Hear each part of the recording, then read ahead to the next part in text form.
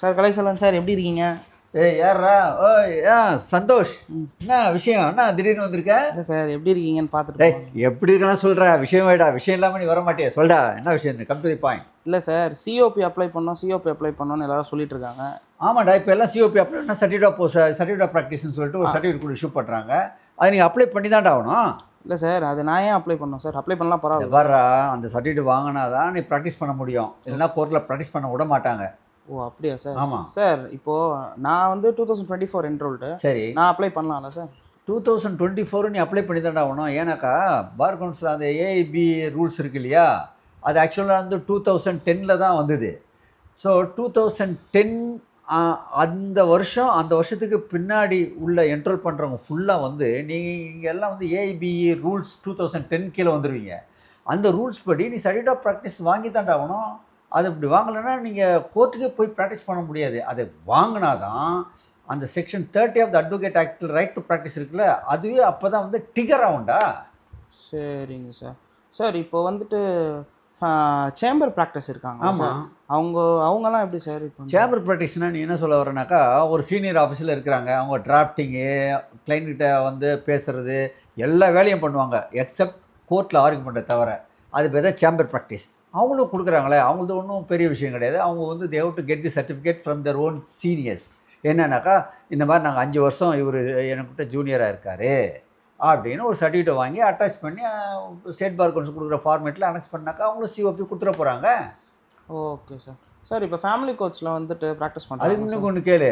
அது என்னன்னாக்கா, சரி மற்றவங்களுக்கு சேம்பர் ப்ராக்டிஸு, மற்றவங்களுக்கு எப்படி சார் சர்டிஃபிகேட்டு, என்ன ப்ரூஃப் வைக்கணும்னு கேட்டிங்கனாக்கா, ஒவ்வொரு வருஷம் அவங்க என்ன செய்யறாங்கன்னா 5 வருஷத்துக்கு உண்டானது கேட்குறாங்க. 5 வருஷத்துக்கு உண்டானதுன்னா ஒரு வருஷத்துக்கு ஒரு முறையாவது ஒரு கேஸாவது உன் பேரில் இருக்கணும். அந்த மாதிரி 5 வருஷத்துக்கு உள்ள கேஸை நீ கொடுக்கணும். மற்றவங்களாம் அவங்க அதை அட்டாச் பண்ணி கொடுத்தா அவங்களுக்கு சிஓபி கொடுப்பாங்க. இந்த ஆக்டிவ் ப்ராக்டிஸில் உள்ளவங்களுக்கு இது, ஆக்டிவ் ப்ராக்டிஸ் இல்லாமல் சேம்பர் ப்ராக்டிஸ் உள்ளவங்களுக்கு நான் ஏற்கனவே சொன்ன மாதிரி கொடுக்கணும். Okay sir. சார் இப்போ இந்த ஃபேமிலி கோர்ட்டில் வந்து ப்ராக்டிஸ் பண்ணுறாங்களா சார்? ஆமாம் அவங்களுக்கு வக்காலத் நாமாலாம் போடுறது இருக்காது. ஆமாம். ஸோ அவங்க வந்து சீனியர்கிட்டையும் வந்துட்டு போய்ட்டு சர்டிஃபிகேட்லாம் வாங்க முடியாது. அப்படின்ற பட்சத்தில் அவங்க எப்படி சிஓபி அப்ளை பண்ணுறாங்க? ஆமாம், நீங்கள் சொல்கிறது கரெக்டாக தான். ஏன்னாக்கா ஃபேமிலி கோர்ட் ஆக்ட் படி வந்து வக்காலத்து ஃபைல் பண்ணுறதுக்கு நம்மளுக்கு கிடையாது, நோ ரைட் டு ப்ராக்டிஸ். அங்கே அவங்களுக்கு அவங்க ஏரியா கிரே ஏரியா தான். ஏன்னா அவங்க கிளைண்ட்டுக்காக அவங்க வந்து கோர்ட்டுக்கு போனாலும் கூட, ஃபேமிலி கோர்ட்டுக்கு போனால் கூட, போலீஸ் ஸ்டேஷன் போனாலும் கூட, ஆக்டிவ் ப்ராக்டிஸில் இருந்தாலும் கூட அவங்களுக்கு 5 வருஷத்துக்கு உண்டான ப்ரூஃபும் கொடுக்க முடியாது. அதே மாதிரி அவங்க எந்த ஆஃபீஸ்லையும் இல்லாதனால எந்த சீனியர்கிட்ட போய் எனக்கு இந்த மாதிரி ப்ராக்டிஸ் சர்டிஃபிகேட் கொடுங்கன்னு கேட்க முடியாது. அவங்க ஏரியா பொறுத்து கிரே ஏரியா தான். அவங்களுக்கு என்ன ரூல் ஃப்ரேம் பண்ணலான்னாக்கா, எந்தெந்த கேஸுக்கு யார் யார் அப்பீர் ஆகணும்னு சொல்லிட்டு அந்த கிளைண்ட்டுக்கிட்ட ஒரு சர்டிஃபிகேட் மாதிரி ஒன்று வாங்கணும். அது shall be authenticated by the presiding officer of the concern court அப்படின்றது மாதிரி இருந்ததுனாக்கா அவங்க கவர் ஆவாங்க. ஆனால் அட் ப்ரெசென்ட்டில் அது வந்து கிரே ஏரியா தான். Okay sir. சார் இப்போ அசோசியேஷன் மெம்பர்ஸ் இருந்தால் தான் வந்துட்டு நம்ம ஆமாம், அட்வொகேட்டு மெம்பர் வந்து கேட்குறாங்க, இருக்காங்கனாக்கா பிரசிடெண்ட்டை கையெழுத்து வாங்கி கொடுக்கணும். பட் அது வந்து ஆப்ஷன் தான், அது வந்து மேண்டேட்ரி கிடையாது டு கெட் திஸ் சர்டிஃபிகேட். ஏன்னா அவங்களே கேட்குறாங்க அந்த ஃபார்மில், நீங்கள் அட்வொகேட் அசோசியேஷனில் மெம்பராக, ஏதாவது அசோசியேஷனில் மெம்பராக இருக்கீங்களான்னு. இல்லை அப்படின்னாக்கா, ரைட் ஓகே, எதிர்காலத்தில் நீங்கள் மெம்பர் ஆகிறதுக்கு விருப்பமாக இருக்குதா அப்படின்னு கேட்குறாங்க. அப்படின்னா அதுலேருந்து என்ன தெரியுதுனாக்கா, அது it's not necessary, it's only option தான், இருக்கணுன்ற அவசியம் இல்லை to get this certificate. Okay sir. Sir இப்போ senior advocate sir enrol before 2010 அவங்களுக்குலாம் எப்படி சார்? 2010க்கு முன்னாடி என்ன வச்சுருப்பாங்கனாக்கா, ஸ்டேட் பார் கவுன்சிலில் ஒரு ரிஜிஸ்டர் மெயின்டைன் பண்ணியிருப்பாங்க, அட்வொகேட் ரோல்ஸ்னு சொல்லிட்டு. அதில் அவங்க நேம் இருக்கும். அவங்களுக்கும் இதே மாதிரி தான் 5 வருஷத்துக்கு உண்டான அந்த ப்ரூஃப் கொடுத்து தான் அந்த ஃபார்மேட்டில் ப்ரிஸ்கிரைப் பண்ணி கொடுக்கணும். அதில் நீங்கள் ஏற்கனவே சொன்ன மாதிரி அந்த ஃபார்மேட் என்னென்ன கேட்குறாங்கனாக்கா, 10வது சர்டிஃபிகேட் கேட்குறாங்க, இல்லை மார்க் ஷீட் கேட்குறாங்க. 12வது சர்டிஃபிகேட் கேட்குறாங்க, அதோட மார்க் ஷீட், அப்படி இல்லைன்னா மார்க் ஷீட் கேட்குறாங்க. இல்லை பேசிக் டிகிரி பிஏ முடிச்சிங்கன்னா அது கேட்குறாங்க. 5 இயர்ஸுக்கு வந்து பிஎல் முடிச்சிருந்தீங்கன்னாக்கா பிஎல் சர்டிஃபிகேட் கேட்குறாங்க. ஸோ இதுதான் அங்கே கேட்குறாங்க. அதோட சேர்த்து இந்த 5 இயர்ஸ் கேசஸ் உங்களுக்கு இருக்கிறது கொடுக்கலாம். சேம்பர் ப்ராக்டிஸ் உள்ளவங்களுக்கு சீனியர் சர்டிஃபிகேட்டோட வச்சு கொடுக்கலாம். இதுதான் அது. Alright sir. சார் ஆக்சுவலி இந்த ரூலை வந்து யார் ஃப்ரேம் பண்ணாங்க? இந்த ரூலை வந்து ஃப்ரேம் பண்ணது பார் கவுன்சில் ஆஃப் இந்தியா. அவங்களுக்கு அந்த பவர் கொடுத்தது அட்வொகேட்ஸ் ஆக்டில் section 49 clause 1 sub clause AH படி அவங்களுக்கு பவர் இருக்குது. இந்த அட்வொகேட்ஸ் ஆக்டை எனாக்ட் பண்ணது வந்து பார்லிமெண்ட்டுக்கு வந்து சென்ட்ரல் லிஸ்ட்லேருந்து அந்த கான்ஸ்டியூஷன் ஆஃப் இந்தியாவில் சென்ட்ரல் லிஸ்ட்டில் பார்லிமெண்ட்டுக்கு பவர் இருக்குது. ஸோ இதுதான், this is the hierarchy, this is the base. Alright sir. Sir இப்போ வந்துட்டு இதை வந்து 5 இயர்ஸ் ஒன்ஸ் வர ரினிவல் பண்ணோன்றாங்க. ஆமாம். அது ஏன் சார் சும்மா ரினிவல் பண்ணிடலாமா? அதாவதுங்க நல்லா கேட்டுங்க, 5 இயர்ஸ்க்கு ஒரு மாதிரி ரினியூல் பண்ண வேண்டியது ஏன் அப்படின்னாக்கா, ஒரு constant touch state bar council அவங்க மேலே ப்ராக்டிசிங் அட்வொகேட் மேலே இருக்கும். அவங்களும் ஒரு கான்ஸ்டன்ட் டச் வந்து ஸ்டேட் பார் கவுன்சிலோட இருப்பாங்க. ஸோ இந்த க்ளோஸ் ரிலேஷன்ஷிப் இருக்கிறதுக்காக தான் ஒன்ஸ் இன் 5 இயர்ஸ்னு வைக்கிறாங்க. இது மூலிமா என்ன ஆகுனாக்கா, ஃபேக் அட்வொகேட், நான் ப்ராக்டிஸ் அட்வொகேட்லாம் ஈஸியாக கண்டுபிடிச்சி அவங்கள எலிமினேட் பண்ணணுன்ற பர்பஸுக்கு தான் அந்த மாதிரி ஒன்ஸ் இன் 5 இயர்ஸ்னு வச்சுருக்காங்க. Okay sir. சார் ஆக்சுவலி இந்த ரூல் கொண்டு வந்ததுக்கான அப்ஜெக்டிவ் என்ன பண்ண இது போறாங்க? ஆப்ஜெக்ட் என்னன்னாக்கா, நீங்கள் கிளியராக சொல்லியிருப்பாங்க. இதில தான் நல்லா கேட்டீங்க, நல்ல கேள்வி. நம்ம ஹைகோர்ட்டில் வி. மாதேஷ் கேஸ் 2021ல் ஒரு டிவிஷன் பெஞ்ச் ஜட்ஜ்மெண்ட்டு. அதில் நம்ம கிருபாகரன் ஐயா நீதியரசரும், பொங்கியப்பன் நீதியரசரும் சேர்ந்து கொடுத்துருப்பாங்க. அந்த ஜட்ஜ்மெண்ட்டில் பேராகிராஃப் 22ல் இதை பற்றி ரொம்ப கிளியராக சொல்லியிருப்பாங்க. அதில் என்னென்னாக்கா, 2015ல் bar council of India rules, இந்த வெரிஃபிகேஷன் ரூல்ஸ், சர்டிஃபிகேட் ரூல்ஸ் வந்து கொண்டு வந்திருக்காங்க. அதனுடைய நோக்கம் என்னென்னா, ஃபேக் அட்வொகேட்டை எலிமினேட் பண்ணணும், நான் ப்ராக்டிசிங் அட்வொகேட்டை எலிமினேட் பண்ணணும். அதை ஃபைண்ட் அவுட் பண்ணி ஒன்லி ப்ராக்டிசிங் அட்வொகேட்டு மட்டும்தான் ஓட்டு போடணும். அது மூலயமா ப்ரொஃபஷனல் ஸ்டாண்டர்டு இன்க்ரீஸ் ஆகும். அந்த நோக்கத்துக்காக தான் பார் கவுன்சில் ஆஃப் இந்தியா இந்த ரூலை கொண்டு வந்திருக்கு சொல்லிட்டு அந்த ஆப்ஜெக்டாக அந்த ஜட்ஜ்மெண்ட்டில் சொல்லியிருப்பாங்க. அது மட்டும் இல்லாமல், இப்போ இந்த மாதிரி ஃபேக் அட்வொகேட்டுக்கு சப்போர்ட் பண்ணி ப்ரொட்டஸ்ட் பண்ணுறாங்க. சில பேர் இல்லீகல் ப்ராக்டிஸ் பண்ணுறவங்களுக்கு சப்போர்ட் பண்ணி ப்ரொட்டஸ்ட் பண்ணுறாங்க.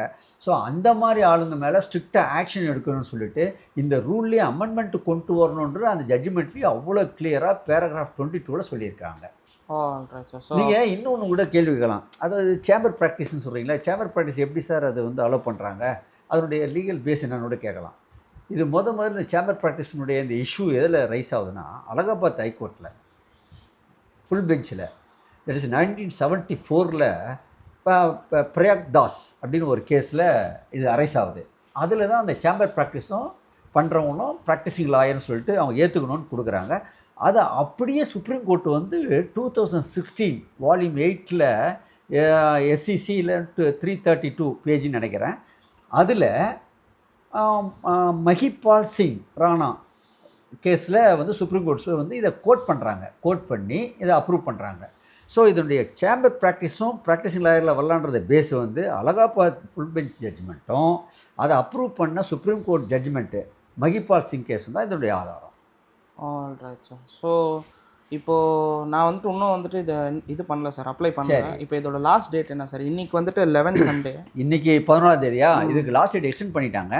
29ஆம் தேதி வரைக்கும் அதை எக்ஸ்டெண்ட் பண்ணியிருக்காங்க. 29/1 வரைக்கும் எக்ஸ்டெண்ட் பண்ணியிருக்காங்க. அதுக்குள்ளே நீங்கள் அப்ளை பண்ணி ஆகணும். Super sir. சார் இப்போ எனக்கு ஒரு டவுட்டு, இந்த கோர் ஆப்ஜெக்டிவ் வந்துட்டு இந்த மாதிரி வந்துட்டு நீங்கள் சொல்லியிருந்தீங்க. இப்போ ஆனால் வந்துட்டு நிறைய சேலரி பர்சன்ஸ் கூட வந்துட்டு சிஓபியை வந்து அப்ளை பண்ணி வாங்கிடுறாங்க. அப்படி இருக்கிற பட்சத்தில் அது கண்டிப்பாக அந்த கோர் ஆப்ஜெக்டிவை வந்து பாதிக்க தான் செய்யும். என்ன விஷயம்னா, இப்போ நான் ப்ராக்டிஸ் லாயரு யாரோ ஒரு சீனியர்கிட்ட போய் அவரும் வந்து தெரிஞ்சு ஆமாம் யார்கிட்ட சேம்பர் ப்ராக்டிஸ் பண்ணுறான்னு சொல்லிட்டு ஒரு ராங்காக தெரிஞ்சே சர்டிஃபிகேட் கொடுக்குறாருனாக்கா அவங்க ப்ராக்டிஸ் லாயரில் லிஸ்ட்டில் வந்துடுவாங்க.